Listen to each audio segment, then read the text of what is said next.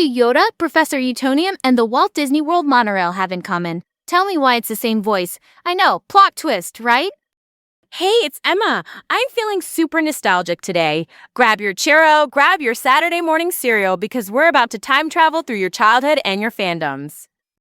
So, let's talk Tom Kane. If that name doesn't instantly ring a bell, your ears will. He was the American voice actor who gave us Yoda in Star Wars, Professor Utonium and him in the Powerpuff Girls, Darwin in the Wild Thornberrys, Mr. Harriman in Foster's, and yes, that soothing monorail voice that told you to please stand clear of the doors at Walt Disney World.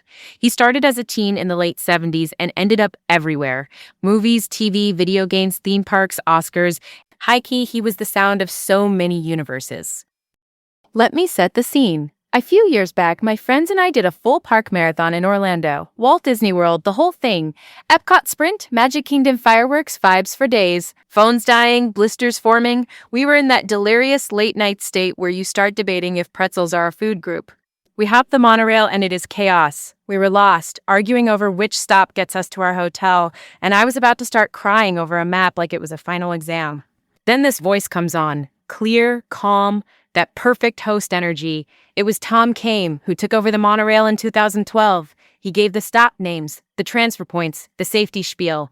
You know that feeling when someone competent just swoops in and saves the group project? That. We rode that silver billet like it was the last lifeboat on the Titanic, and his voice literally guided us back to sanity. It was like Professor Utonium dad energy, but make it transit. I was like, yas, queen, navigation, slay.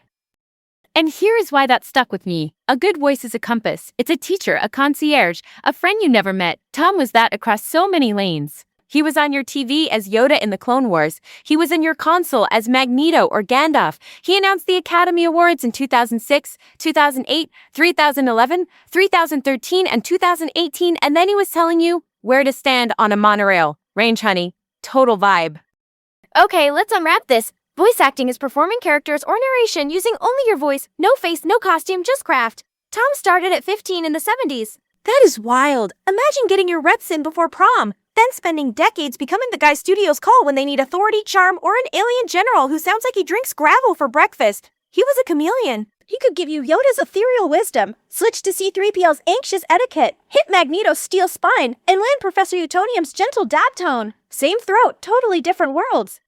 Star Wars was his kingdom. Beyond Yoda, he played Admiral Yularen, the crisp Imperial officer, and he was the Clone Wars narrator for more than 100 episodes. That old newsreel vibe that kicks off episodes, that was him. He also did Admiral Akbar across games and parks, and even took over Akbar in The Last Jedi in 2017, after Eric Bowersfeld, the original voice of Akbar, passed. That's a big mantle. Fans know every syllable of "It's a Trap." So if you're the one keeping that sound alive, the pressure is high. He also did C-3PO in a bunch of games and shorts, which means he was often the glue when the on-screen actors were not available. Studios trust very few people with that. It's like juggling precious antiques, just saying. One bad drop and the fandom riot writes itself. But Tom nailed it for years. And the replacements did not stop there. He voice-matched Anthony Hopkins, the Oscar-winning actor who played Odin, for a Disneyland attraction and the Thor video game in 2011. He also took over Woodhouse and Archer after George Coe, the original actor for that world-weary butler, passed away. That is delicate work. You want to honor what came before, not do a cheap impression. Tom was like, say less, I got it. Meanwhile, on Saturday mornings, he was Professor Utonium and him in the Powerpuff Girls, Darwin in the Wild Thornberrys, and Mr. Harriman in Foster Self. That is millennial core. The dad who will pack you a lunch, the demon who will ruin it, the monkey who will judge you, and the rabbit who will file a complaint. Versatility is a flex. Gamers, I see you. He was Jim Gordon and Quincy Sharp in the Batman Arkham games. Good cop and messy politician. Delicious contrast. He was Takeo Masaki in Call of Duty Zombies for years. The stoic samurai with a tragic arc. He even popped up as Luke in Fortnite Save the World, that upbeat robot with chaotic energy. Nerdy nugget incoming. Industrial Light and Magic, the Star Wars visual effects house, used motion capture for The Force Unleashed. And Tom performed roles like Ozzik Stern and Kenta Marek with that hybrid performance capture plus voice, basically theater in a wetsuit.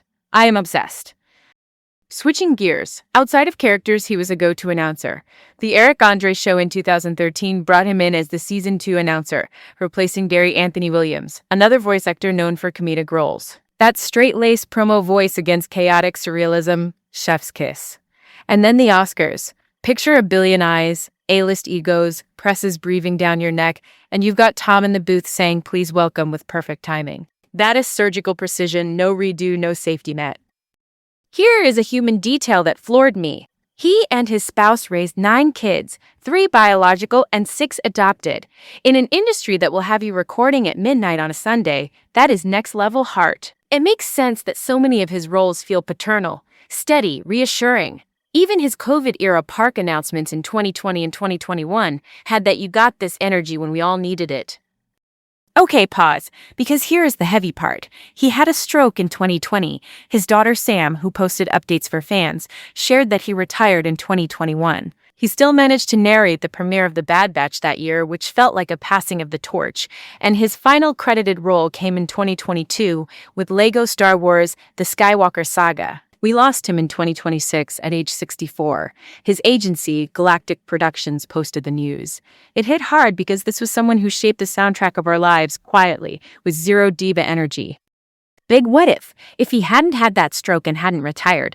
My take is he would have kept being the default voice for Yoda and Akbar in new projects and park expansions. He would have continued as the bridge voice when film actors couldn't or wouldn't do the tie-ins. And maybe, just maybe, the industry would have finally put some proper trophies behind the booth. Voice actors carry franchises, and the way awards bodies ghost them is a big yikes. If Tom reading the Oscars cards 5 times doesn't convince you voice is elite craft, I do not know what will. Lasting impact? If you grew up in the 90s or 2000s, you heard him daily. Powerpuff after school, Clone Wars on Friday nights, Arkham at your cousin's house, a Star Wars ride on vacation, Oscars on your parents' TV. He stitched our pop culture together so we never felt whiplash moving from cartoons to prestige to games. I love that for him. It's iconic how his voice shaped our childhoods and then followed us into adulthood without ever feeling mid. Next time, I can't wait to spell the tea on another voice acting legend who shaped a different universe. Think capes, chaos, and cameos. So, that's the tea, folks. Until next time, keep those ears open and those hearts full. Later!